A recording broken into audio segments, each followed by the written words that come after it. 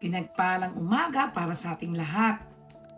Eto na naman tayo para ipagpatuloy natin ang ating pag-sharing ng Bible words. Okay? Message of God in the Bible. Okay?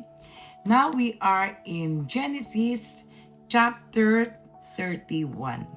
Ano ba yung meron dito sa Genesis chapter 31? Yun ay ang tinakasan ni Jacob si Laban. At hinabol ni Laban si Jacob. At ang kasuduan ni Jacob at ni Laban.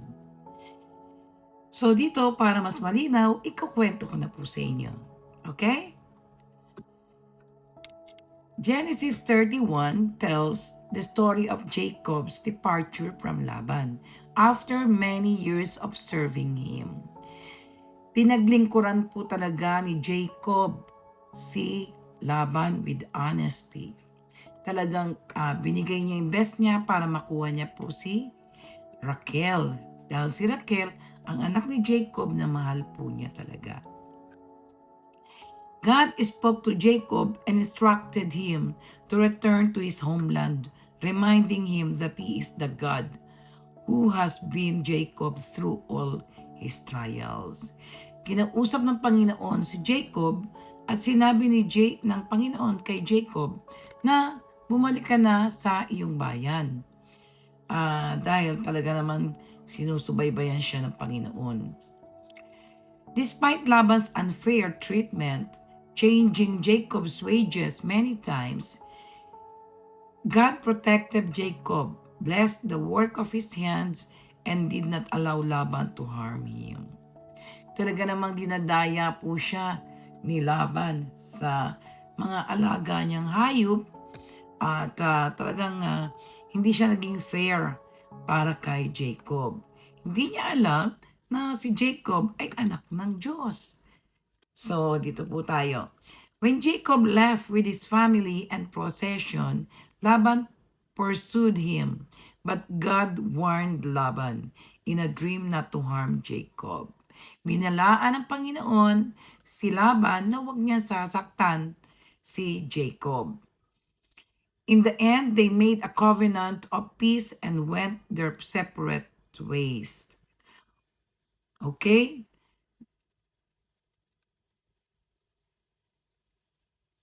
The message of this chapter is God's guidance, protection, and faithfulness even during seasons of struggle and unfair treatment. Nakasubaybay ang Panginoon sa atin. Kahit anong mangyari, katulad din kay Jacob, talagang sinusubaybayan pa rin ng Panginoon si Jacob. Kaya din tayo ng mga tao. Dahil unang-una, anak tayo ng Diyos. Okay? Ano ba yung mga lessons dito na napupulot natin sa Genesis 31? God sees everything, even injustice. Nakamasid siya sa atin, God is everywhere. God see us, okay? Laban deceived Jacob many times, but God never allowed Jacob to be destroyed.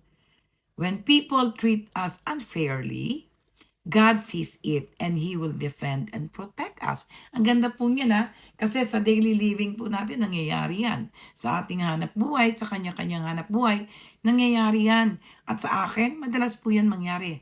But, even nagsimula pa lang po ako sa unang company ko, na nag-start ako na matagal na, marami pong nanloloko sa akin. At may mga nanlalamang. Pero hindi po yan pinapayagan ni Lord na nidiscovery ko po yung parate. Parang binibigyan niya ako ng wisdom, ito, nagbayad to, punta, nasa office, ganyan. So, hindi nila sinasabi sa akin na meron pala akong income sa office. Nangyari po yan so many times. One time naman yung one of my secretary before in my second work, talaga naman pinagkatiwalaan ko. Nung pala, dami ko palang perang di niya binibigay.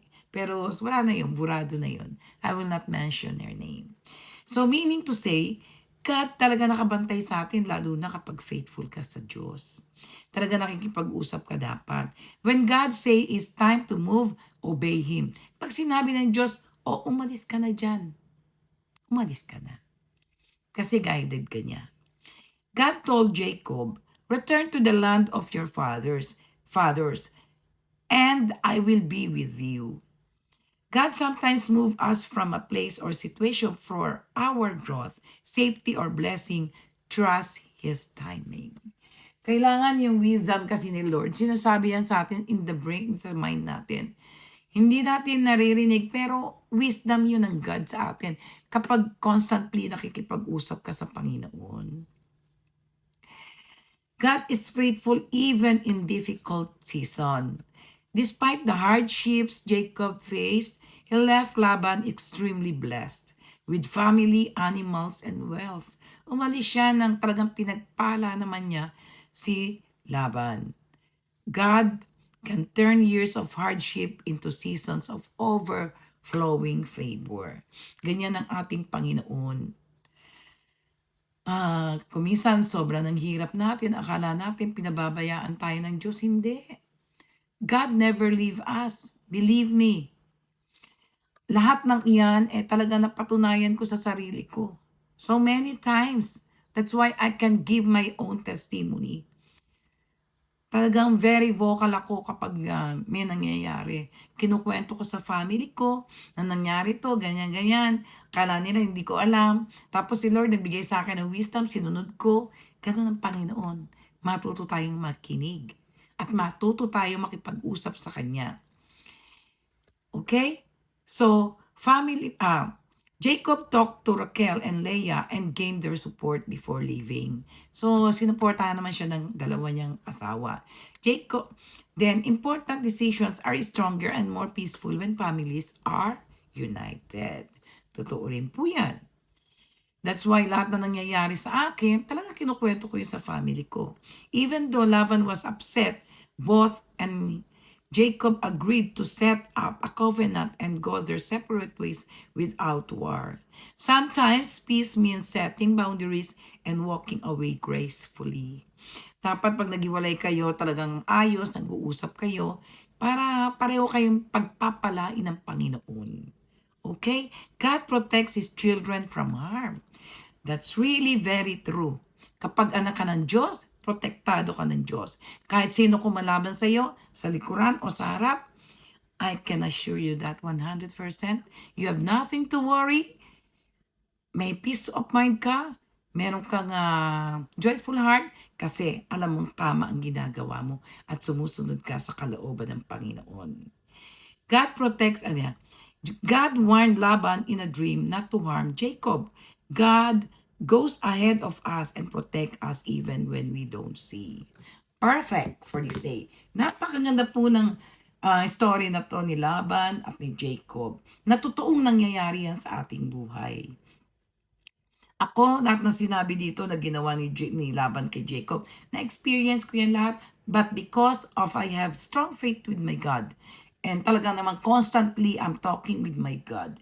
That's why masasabi kong lahat na nakasulat dito are all true. Okay?